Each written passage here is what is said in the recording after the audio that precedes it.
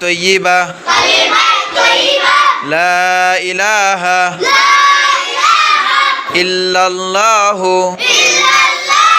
মুহাম্মাদুর রাসূলুল্লাহ। কালেমায়ে তৈয়্যিবার অর্থ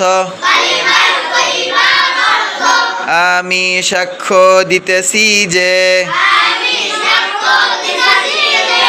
আল্লাহ তাআলা ব্যতীত ইবাদতের উপযুক্ত আর কেহ নাই এবং হযরত মুহাম্মদ মুস্তাফা সাল্লাল্লাহু আলাইহি ওয়াসাল্লাম আল্লাহ তাআলার বান্দা ও রাসূল।